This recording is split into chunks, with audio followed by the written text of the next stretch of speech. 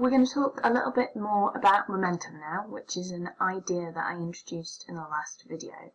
Hopefully you remember that momentum is calculated by doing mass times velocity.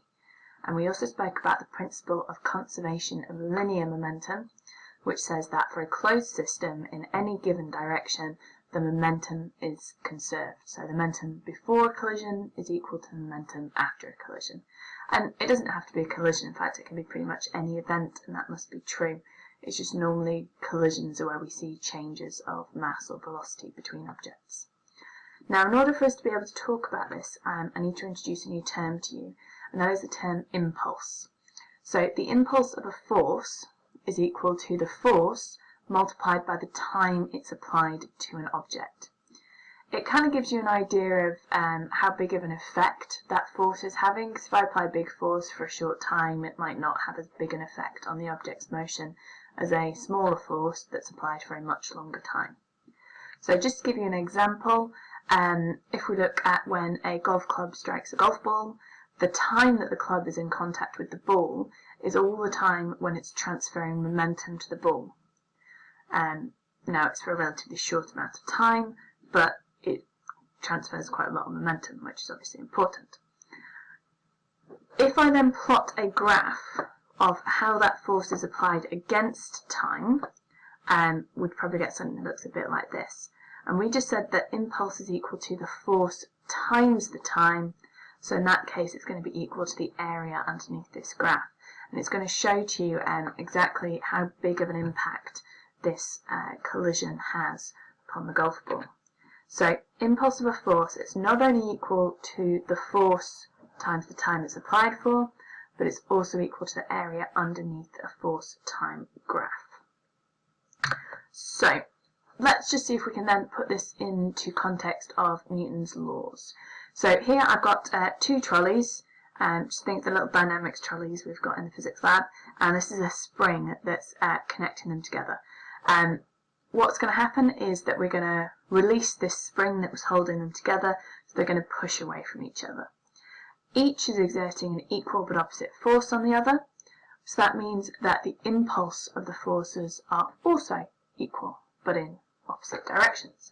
So I've got a situation with a pair of Newton's third law forces, and I can also see that the impulses are going to be the same as well.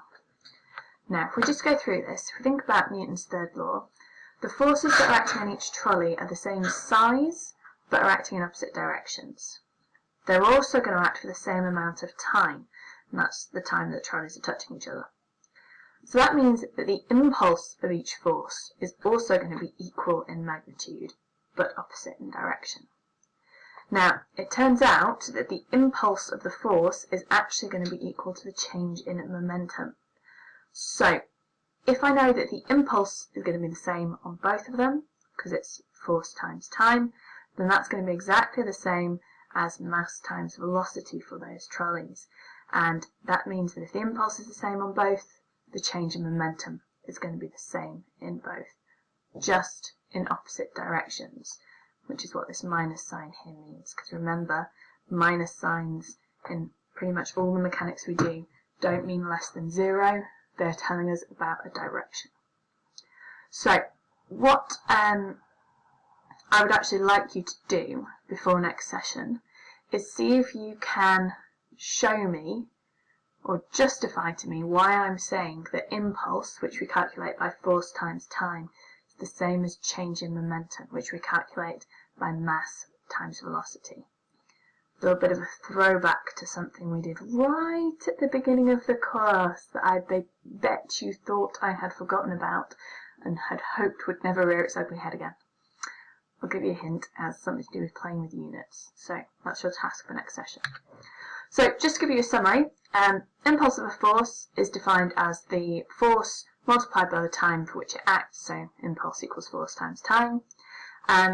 For a force, the impulse is equal to the area under a force-time graph, and the impulse of a force is equal to the change in momentum of a body. So that gives us a little bit more about impulse and gives us more tools to talk about linear momentum, which we will talk about in class. So if you are at all unsure, ask when you see me, and see if you can bring to class a justification for how we can say that impulse and momentum are very much the same thing. Okay, and I will see you in class.